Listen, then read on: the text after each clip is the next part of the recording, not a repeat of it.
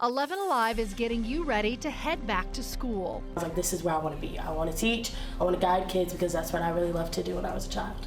After years of learning during a pandemic, now getting test scores up is the focus. There are a lot of children still struggling, and if we don't continue to rally around them, those struggles aren't going to go away. But is AI the answer? There's a useful place for it, but we don't want it to replace genuine teaching and learning. And as some districts see a rise in violence in the classrooms, we sit down with the superintendent in the state's largest school district to see what they're doing to keep students safe. The reality is that our schools are the safest place for our students. It's time to head back to class.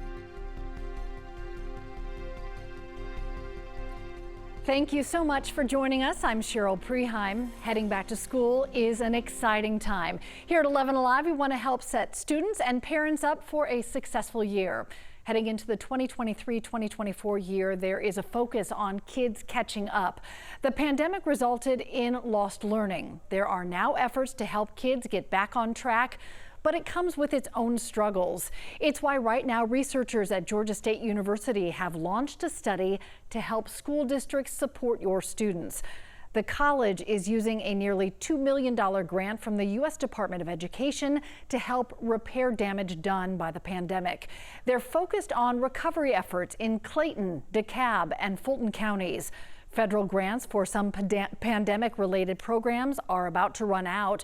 The study will help guide where school districts should focus funding in the future. So where do we go from here? 11 Alive investigator Zach Merchant sat down with Gwinnett County School Superintendent to find out what's being done to help your child. It is no secret that for students and their families, the pandemic years took a toll. When you look at the data now, are you worried about these kids? Yes.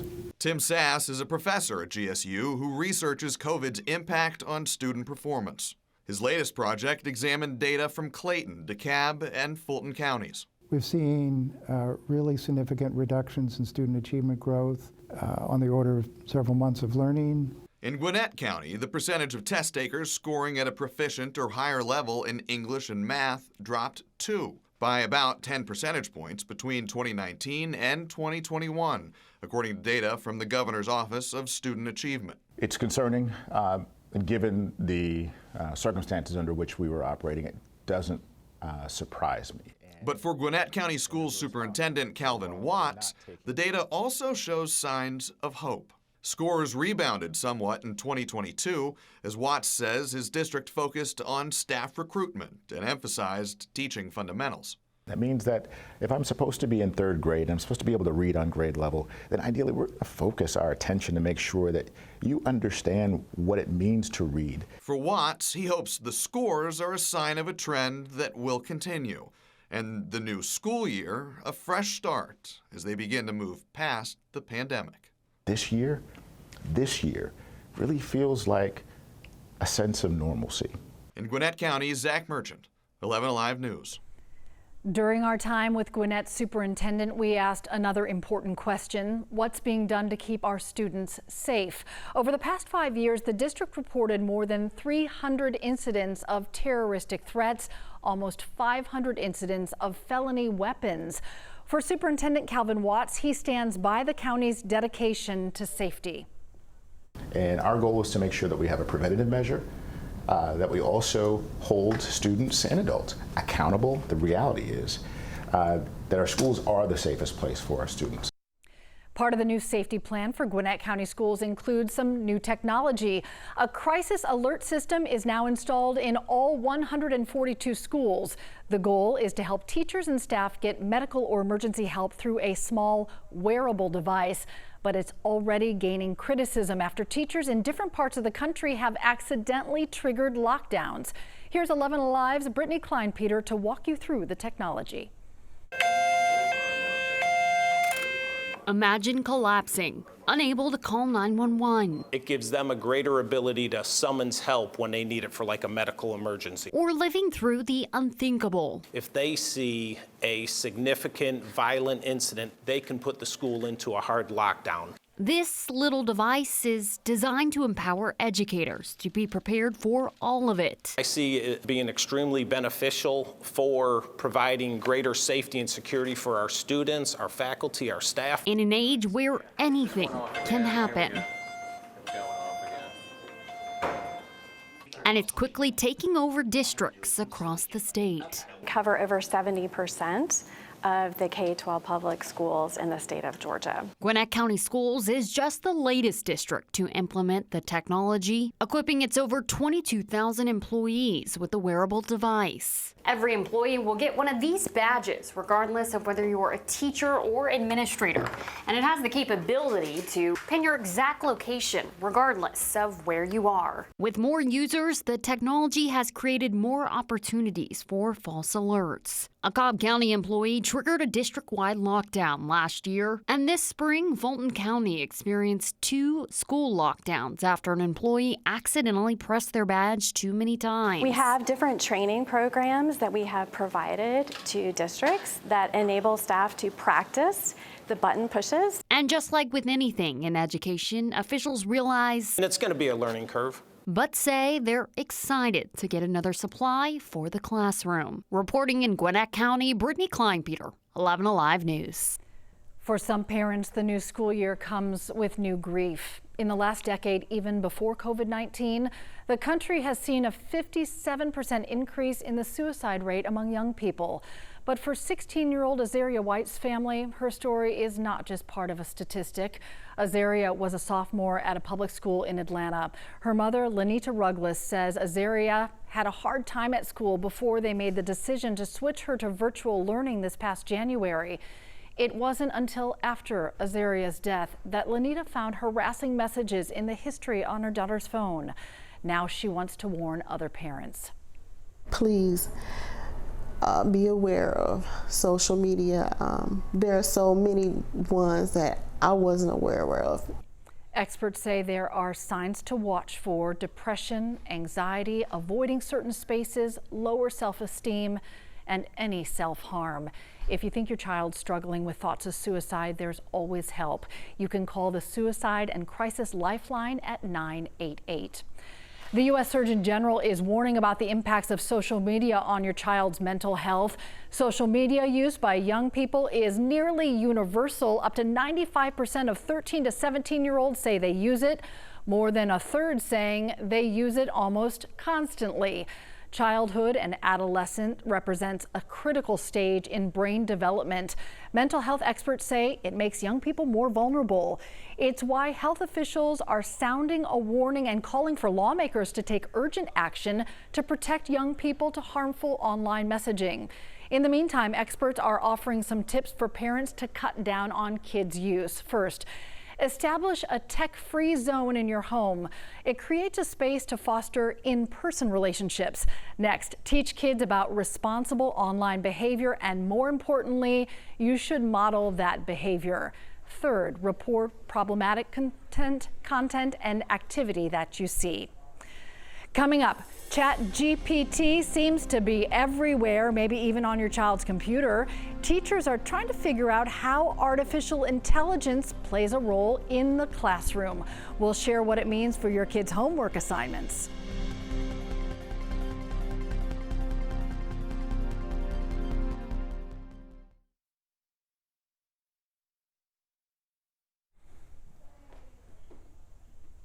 Fine, I ran out of breath, so that maybe they can edit out my little on that content. Yeah, maybe just this the first established tech-free zones. Is that okay? Yeah, that's perfect. Yeah, that's great. Okay, I'll just start here so it'll be a clean cut. Hey, hello, good morning. How are you? Good to see you, Larry. Nice to see you. Nice to meet you in person. Yes. Nice to meet you in person. Okay, you A26? I'll pick it up there and then it'll be a clean edit. Okay, perfect. 3, 2, 1.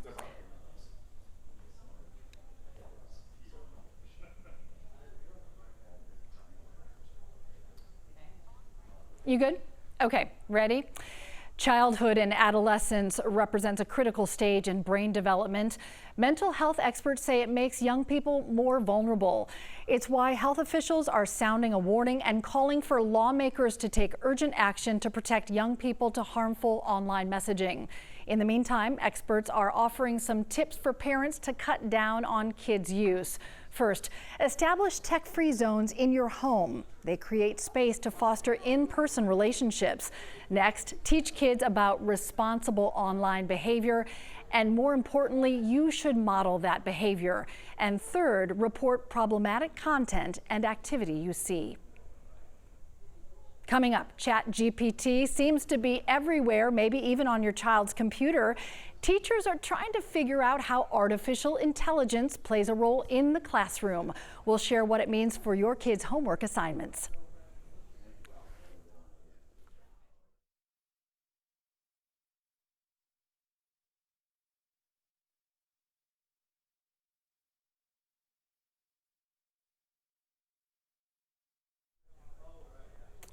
I don't mind. We can fly. We can fly. We'll try to fly.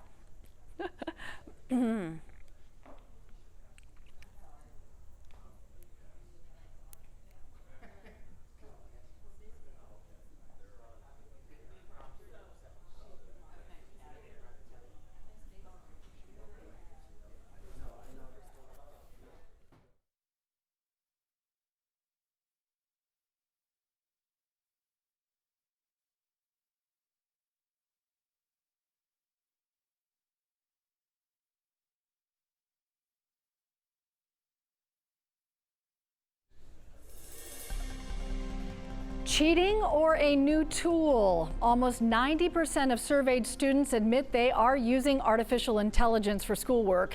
It's the unknown for many, causing some questions and concerns. ChatGPT is a chatbot that uses a already published and public information outlet to create answers to your questions. But there's a catch. Most of that knowledge comes from data gathered before September of 2021. Here's a major concern. The chatbot can write school essays, legal documents, and even software. And now teachers are trying to figure out how artificial intelligence plays a role in the classroom. 11 Alive's Jerry Carnes has more, including what is and is not allowed. In this ever-changing world of technology, this 8th grader is proving her genuine love for Taylor Swift with the help of an artificial mind in an effort to score concert tickets. Help me convince my mom. Annie turned to the ChatGPT feature on Snapchat after explaining what she wanted and why. And it were like, name 2 points why you want to go. Taylor Swift is more than just a pop star. Annie went to her parents armed with a convincing letter created by ChatGPT. It took like 3 seconds, like it just chatted it right back. She's a role model who has taught me about resilience, hit all the big points about why I would want to go, and I think it's very convincing. Students all over the world are having a hard time saying no to the lure of ChatGPT. Just ask and it will provide ideas for an essay on Ernest Hemingway. Explore Hemingway's complex personal life. Students who let ChatGPT do all the work risk a failing grade. There's a useful place for it, but we don't want it to replace genuine teaching and learning. Derek Wilson is the Dean of Technology at Greater Atlanta Christian.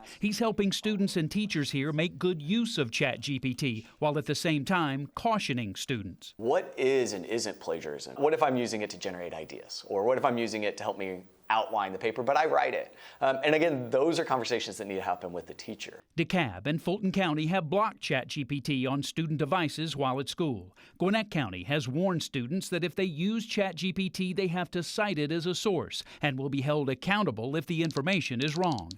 Accuracy is an issue. Ask ChatGPT and it will acknowledge it doesn't know everything. Please note that my knowledge is based on information available up until September 2021. And I may not have access to recent data or events that have occurred after that time. And it doesn't have a lot of fact-checking built into it. Jesse Bachstedt is a professor of information systems at Emory University. He says students need to know ChatGPT will provide answers even when it doesn't know the answer. If you ask it to write a paper and to give citations, it will produce citations, but those citations are often just completely made up. Meanwhile, our 8th grader is playing it safe.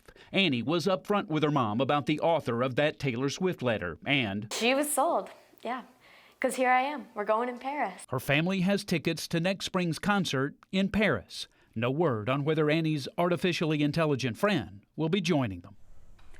As we change how our children are educated, we're also seeing a familiar problem: vacancies in key positions in Metro Atlanta school districts.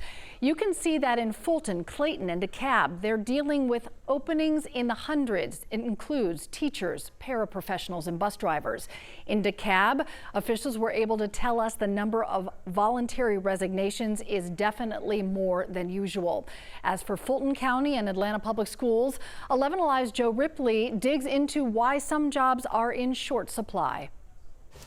Just trying to sort the books. Maya Mahone prepares for a fresh start to the school year, her first year after graduating from Georgia State University. I've always loved school. I've always been the kid that wanted to go to school, that cried when I missed school. I've always wanted my birthdays to be at school, so I always knew that I loved going to school. The Kimberly Elementary School third grade teacher comes from a family of educators and has a heart for education. How our mental works, it affects everything that we're doing, everything in which we're learning, how we're teaching. So I really want my children to feel good and feel excited when they come into the classroom. Mahone recognizes the burnout in education as some school districts struggle to staff classrooms. She also understands the stress it puts on her and other teachers. Atlanta Public Schools says it wants to hire 23 more teachers, 32 bus drivers, and 10 more school resource officers. We have kids that are looking for someone who can instill hope in them. Nicole Lawson, Chief Human Resource Officer for APS, credits hiring success to competitive pay, listening to current teachers and considering their needs. So you don't have to recruit and hire if you retain your teachers.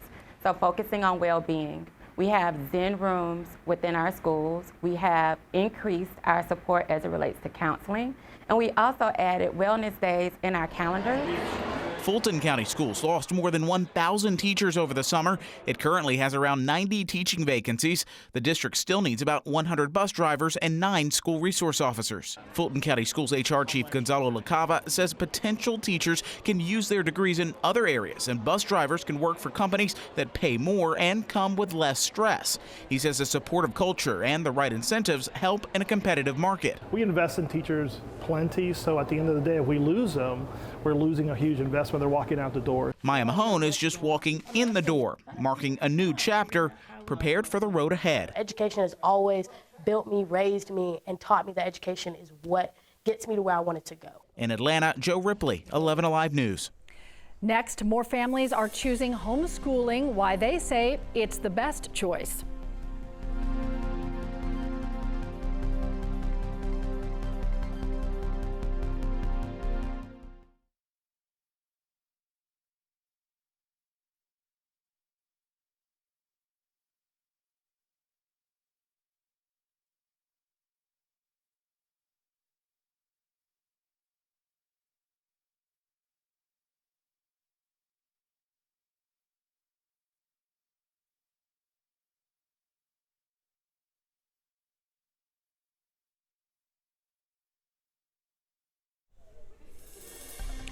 For some students, heading back to school will be very convenient. They just need to walk into the next room. The popularity of homeschooling has grown after the COVID-19 pandemic. The Georgia Department of Education reports about 59,000 homeschoolers in 2015. By 2022, that number was 91,000. Now, Frederick Douglass Bussey homeschools his own 3 kids. They're going into 1st, 3rd, and 7th grades. A number of factors I think that we looked at when it came to homeschooling our kids. A couple of those were the hectic nature, mental health for children. I think that there is a tendency for us to program or condition children to believe that you have to get up and you have to be going full speed all day long.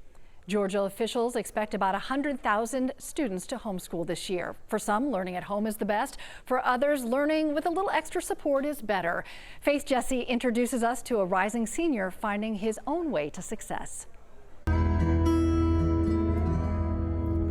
When you find yourself. Johnny Hickey is headed to senior year. Well, he and Alberta, his bearded dragon. Is that your good side, Albert? His mom, Linda, by his side. Oh, you went to nail salon already? I did go to the nail salon. On his journey to getting his high school diploma. Johnny's actually been in public school since he's been 3. Johnny has a superpower called autism. And back to school prep means finding the right rhythm. We have chorus, algebra, flex, all kinds of things. He has different teachers every year. His favorite teacher? Coach Latson. Coach Latson. Johnny, oh my God, what a big kid. Like, I love you, dude. Working with Johnny on academics and social skills starts with an individualized educational plan. And so every student with disabilities has one in the school, and that's where we set their accommodations and things. And, you know, I've had students that needed a therapy dog. Or in Johnny's case, a therapy bearded dragon. If 20 kids are asleep, Johnny's the one awake, raising his hand and answering questions. You know, a lot of the students have their disabilities. Yes, they have an area that they struggle with, but there's also some things that they're really good at. My favorite subject in school is music. You start to sense. For Johnny, that's music and theater. I got my trophy. I got an award. You did? It's called Rookie of the Year. You got Rookie of the Year. And his t-shirt business, with an important message for everyone as they head into the new school year. This is Be Kind. Still to come, how you can prepare now if you're looking to save on college.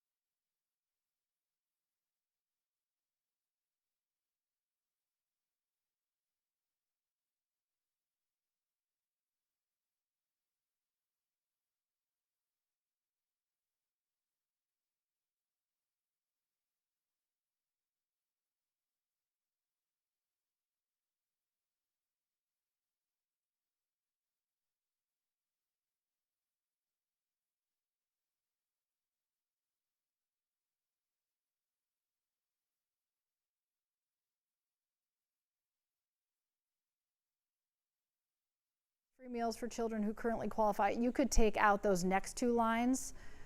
It's not necessary. If that will also save you like 10 seconds. So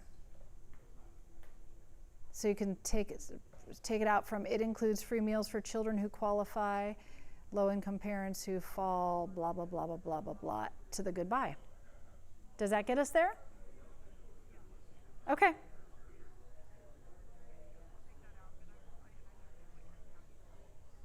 Yeah, that's good. Yeah, that's great.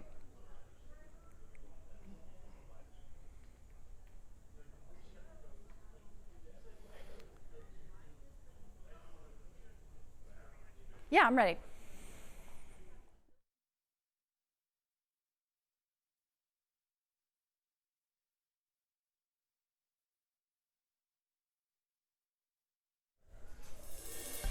It is the perfect time to start thinking about next steps. If college is in your child's future, it's not too soon to consider applications and how you'll pay for it.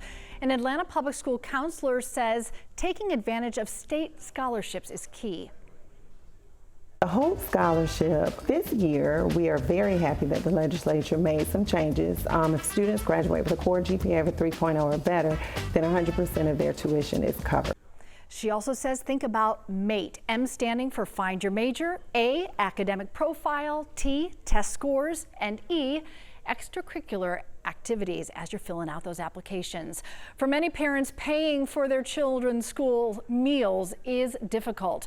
This year, once again, school meals will be free for all children from low-income families who qualify under federal income guidelines.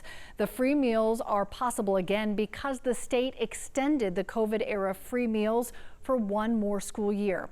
That comes at a cost of more than $6 million. But what will happen next year? State Representative Imani Barnes of DeKalb County has introduced a bill to provide free meals always to all children K through 12 whose families qualify under the federal income guidelines.